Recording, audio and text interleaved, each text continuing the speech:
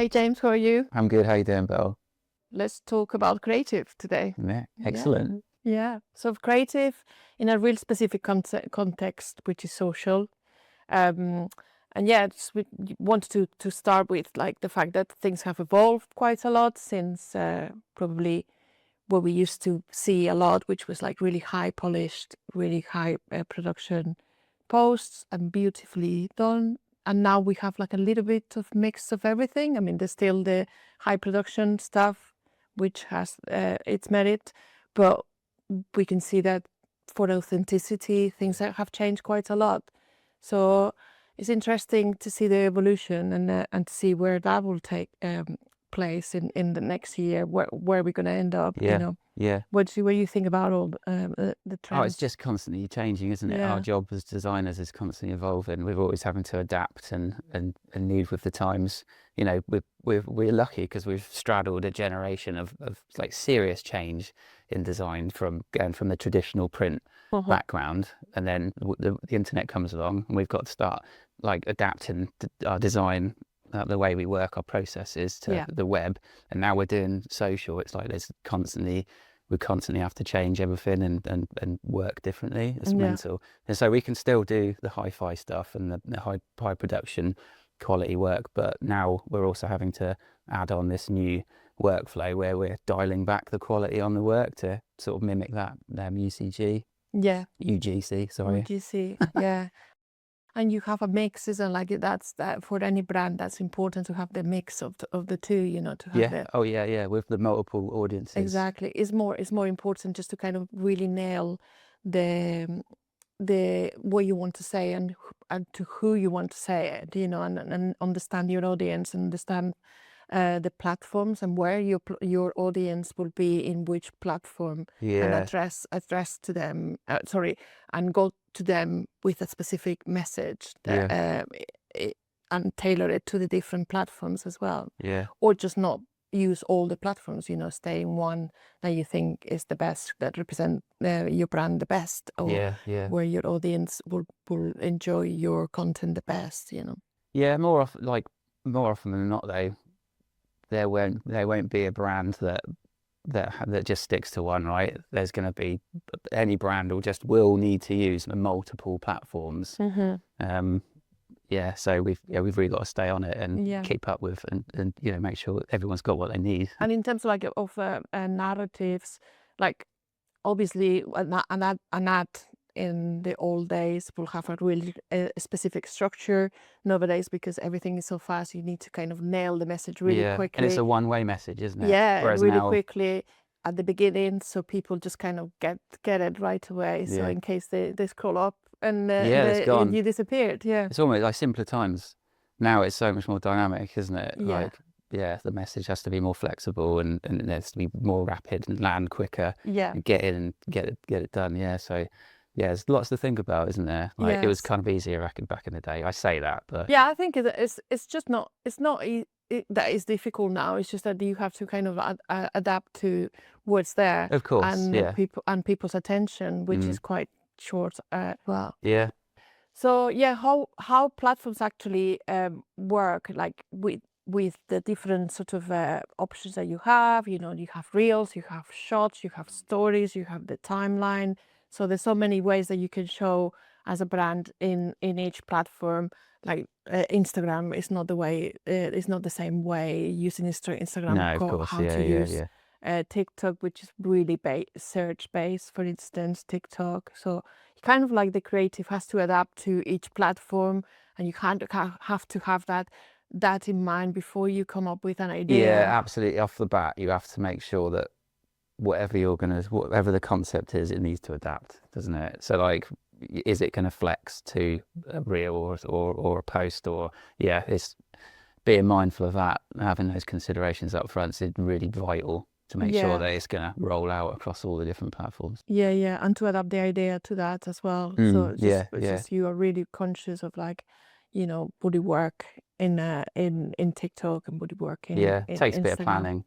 And And it's as well like really interesting because you can do different things as well for different platforms. You don't have to, I know, like have a blanket approach to all of them. Yeah. It's just like, and I certainly will think that you should not do that. You know, it's kind of like really focus on what your audience is, who of your audience is in that platform, Yeah. and then just adapt your creative to that. Yeah. Make some really hard-working content. Yeah, exactly. And something that you will add value to them. You know, I think that's another thing that brands would. I think at the moment we are seeing more and more that people are just trying to, you know, create content that it adds value. You know, Yeah, of that gives course. something to your audience. It's not only like trend based, Yeah. or you know, it's just like who we are, what we can give you that you're gonna go like, oh yeah, that was really useful, you know, or that was really entertaining, or I really enjoy that, or that made me laugh, you know, something that provokes a reaction. Is a good reaction. Does the job. Exactly. Really hard to do. I must say as well, it's not something that's simple. No. But it just kind of like comes from like working really closely with strategy and knowing very, very much who your audience is, and where do they go for their social content. Yeah, having that insight's vital. Having that background of the data foundation to drive, you know, what it is we do in the strategy. And yeah, it's good to have that to back a brief, definitely. Very important to have as well, like a clear idea of your segmentation of your audience. So who the ages, where do they go, where do they see things, and to throw something in the mix as well. Now you can actually search for stuff. So which that changes the game a lot, because people are just typing some whatever they want to see, and it pops up in your search, and it will be and you will end up maybe in Instagram, you know, and that just kind of opens up a lot of possibilities for brands as well. Takes you straight there, and a lot for creative as well. So we not so. It's not that it's restrictive. It opens up as well the way that people can see the content. You know. So then you're engineering your content to make sure that it, you know, comes up. Exactly. So you will just say certain words that are going to be searchable. You know, be very mindful of SEO and all that stuff, which is very interesting for script writers as well. You know, so. Yeah, and then let's just talk a little bit about the quality versus quantity. You know, how people think that you have to show up in your feed every day, or post 5 days a week or 3 days a week, and how all that is kind of changing. And if it was true, which I kind of doubted it was true in the past as well, you know, that you had to kind of post every day, so if you wanted to kind of get engagement and all that stuff. I think it's more we're going towards some a trend which is more about like quality, what you say and what you present to your audience, and be really conscious of like how you show up. So it's like prepare. So it's a lot of preparation as well, and a lot of like thinking of who your audience is, who where they're going to be in which platform, and then just producing the assets that are going to make you look the best as a brand. And it's not about like just posting randomly or chasing trends, which used to happen as well. Like you would just kind of post just you know, just ticking a box. Exactly. Like just give me inspiration. Let's just go into the trend search and see what's trending, and then we were going to post about that. And I think all that, although it's still relevant for some brands, is kind of like phasing out a little bit. Right. Okay. That's good, isn't it? Really, you don't want to be annoying. You don't want to annoy people. You've always got to think about the user and what would they want. Yeah, exactly. And just kind of like try to respond to that as much as you can, and not worry about like be prolific, you know, or being like showing up every day. Or it's more about like what you want to say, how you want to say it, take care on take care of all that, and it hopefully you will get like the right results. Is always a part of it is you can't really predict how people are going to interact with your content all the time, but you kind of like get some ideas from from data and from strategy and from looking at like the segmentation of your audience. And and the ages, genders, multiple variables. Exactly. Yeah. So I think the quality versus quantity, which has always been I kind of always struggled with this in traditional creative as well. It's not something that's new to social. It's just like we used to have the junk mail problem. How much stuff you will produce that people will just go like in the bin. I don't want to look at it. But now and then you will get something that will make you stop and go, yeah, I'm going to open this one. I'm not going to put it in the bin.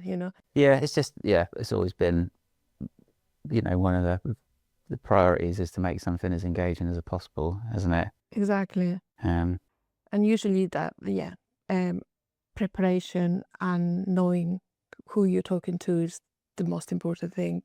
Crucial. And lets the creative and actually gives you as well some kind of like parameters to create, because to just go random and just like do whatever, create whatever that'll do, so it's just like it's kind of like hit and miss, isn't it? You've got to have a roadmap. Do you feel like as a creative like you need like some rules around what you need to create? 100%. If I always want to have like some rules and some indication of where I can go and where I cannot go, it helps a lot. But it makes for a leaner process, doesn't it?